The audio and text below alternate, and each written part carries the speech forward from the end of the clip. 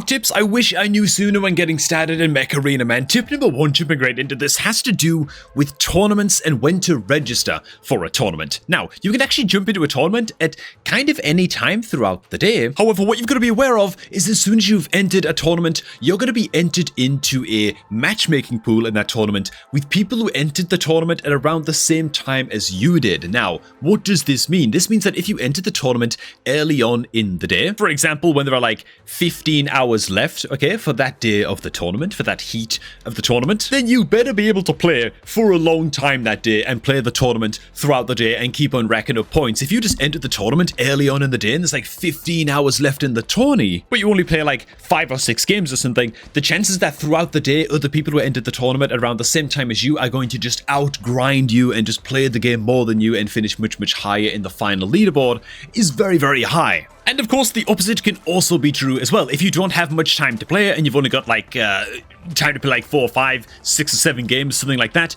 then joining the tournament towards the very end of the tournament is probably in your best interests, because if you join a tournament and there's only like half an hour left, or that's a little bit of an extreme example, you know, but if there's like a couple of hours left in the tournament and then you join, then you're joining into a matchmaking pool of other players who also started the tournament in the last minute, right? And so they're going to have less and less time to sort of catch up to you. Now that means that you've got to play very, very intensively in those final sort of, in that final like hour or like 2 hours of the tournament heat, and you want to get in as many games as you can in that final hour. But it also means that if you join the tournament late, there's very, very little time for enemy players to sort of catch you up. So either which way, man. Long story short, if you don't have a lot of time to play, make sure that you join the tournament right towards the end of the tournament so you're against other people who also don't have very long to push in the tournament. And if you've got all day to play, then make sure that you queue up nice and early in the tournament and get blasting those points as quick as possible, and you're probably going to outgrind most people in your tournament group. Woo.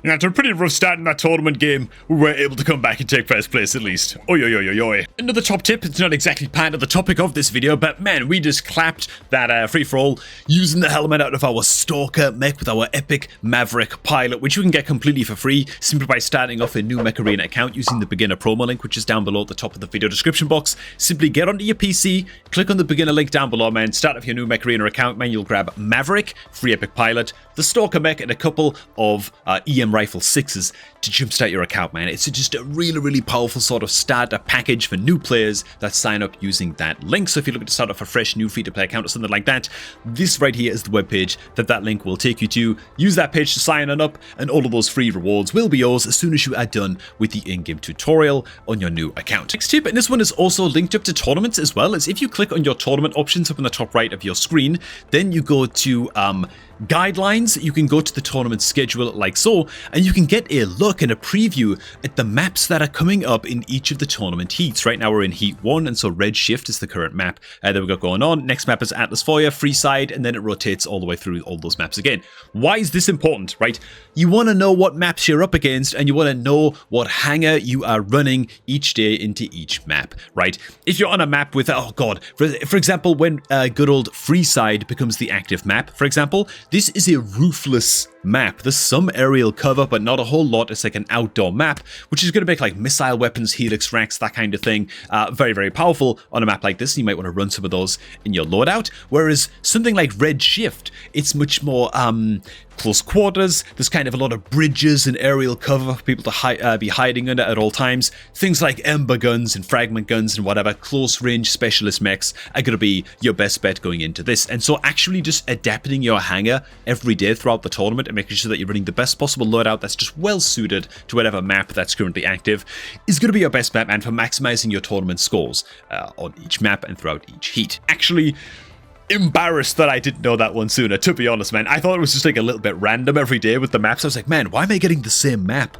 Like, every day I feel like I'm just getting the same map over and over, you know? Yeah, it's, oh god, it's because it's fixed every day. You're always going to hit the same map, and that's how you can check the map schedule. Next tip, to be honest, is less of a tip and more of a mistake that I made. While I think it's fine to go ahead and pick up some rare pilots in the game because they only cost credits, they're a lot more affordable. You don't want to be ranking these up too much. I think, in my view, at least, the epic pilots, I feel like I bought one too many. Of course, I got like the free epic pilot Maverick, which is great and all from the beginner promo link. Then I went ahead and picked up a couple of additional epic pilots.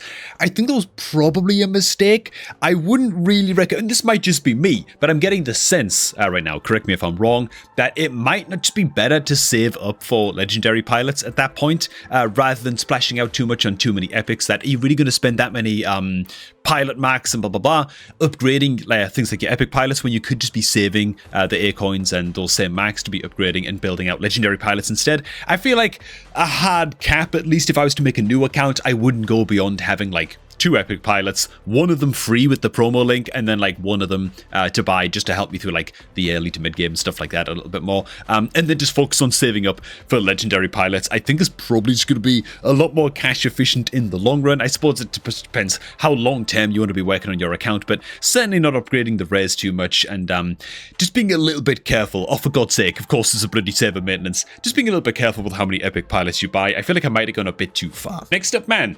Understanding fortune vaults. Okay, so I just didn't really know what the hell I was doing with these, man. If I go into the special crates button, all up and over here, and then we can head on down to our fortune vaults. I didn't really know what I was doing with these, okay? I spent a penny in the game. I haven't actually spent a single one of my fortune keys, so you can see I'm sitting on like 350 of these suckers. Planning on pulling these pretty soon in a video. What I didn't realize is that this is a great way to be farming A coins and credits on your account, and there's a correct way to be spending these, right? And so having just learned about this recently, I think I'm going to be opening up a whole lot of the normal, or just like the 5 cost, very basic fortune vault crates. And I think the reason for that is because these crates drop, yeah, they drop like some epic skins, but they drop a lot of the rare skins, right? You can check like the drop rates on all of these as well, and you can see there's just a lot of rare skins for you to collect here. Now, the cool thing about this, of course, is once you have a skin collected on your account, you cannot then pull that skin again from another crate. And so what this means is that you want to use the cheap 5 cost crates to be pulling as many of these as possible until you've collected basically all of the rare skins, and so that you can never pull those again from the medium chests, right? Because it would be a disaster if you're spending 10 fortune keys on the medium chests, and there's a lot of rare skins that you can still pull. If I scroll all the way down, I swear they're down here. There's a lot of rare skins that you can still pull in these 10 cost crates. And how much of a disaster is that if you're pulling the rare skins from a 10 cost crate? You know, same thing with the 20 cost crates as well. You can still hit the rare skins in those as well. And so until you've collected like all of the rare skins, or basically all of the rare skins, you don't really want to be touching the 10 cost crates, and definitely not the 20 cost crates. Another point worth mentioning as well is that, okay, well, once you've collected all of the rare skins from the 5 cost crates, then you move on to the 10 cost.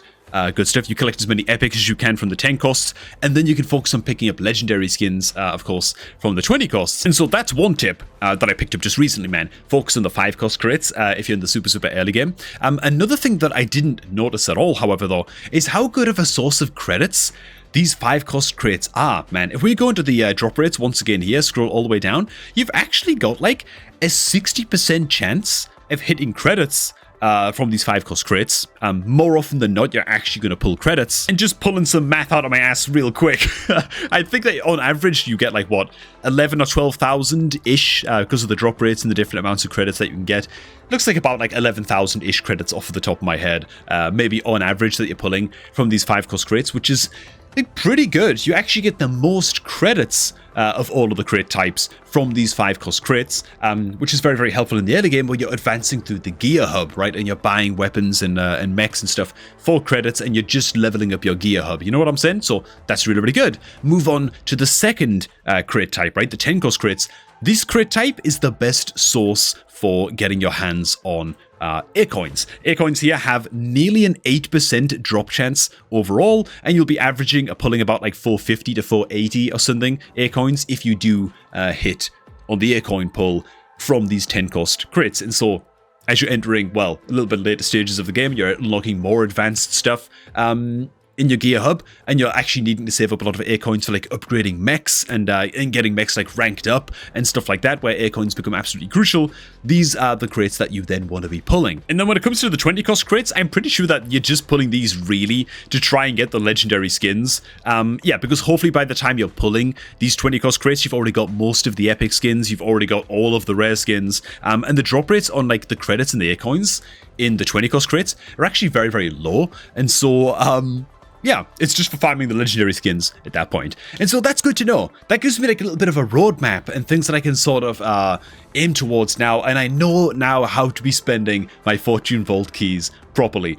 Small crates until I have all of the rare skins, get a good amount of credits from those as well. That's going to be awesome, and that's going to be a video coming up very, very soon, by the way. I think I'm just going to go ahead and spend, like, all of these fortune keys, man, all 350 of these on the 5 cost crates and just see where we end up at the end of that. I think it'll be a happy little video, man. And so there you have it, man. Me in my noobery, 5 things that I learned quite recently in Mech Arena, man. I'm like a month and a half or something into this account right now, you know, so still very, very early days for me, still a hell of a lot of stuff for me to learn, but this is a bunch of stuff that I picked up just recently and was interesting to me. A lot of this was news to me, at least, you know, so maybe it helps me all out as well. If you feel like I missed anything, by the way, that new players should know about this game to help give new players some direction, like myself, then go ahead and plop it down below in the comments, man, if you're a veteran and you're willing to share your wisdom, man. Hey, thanks for watching. Hope you all did enjoy. If you're looking to start off a new Mech Arena account, make sure you use my beginner promo link, which you can find down below at the top of the video description box to get off to the best start possible, man. All you got to do is be on your PC, hit that link, use it to sign up, and all of the freebies will be yours. Thanks for stopping by, and I'm going to catch all of you all just a tad bit later, man.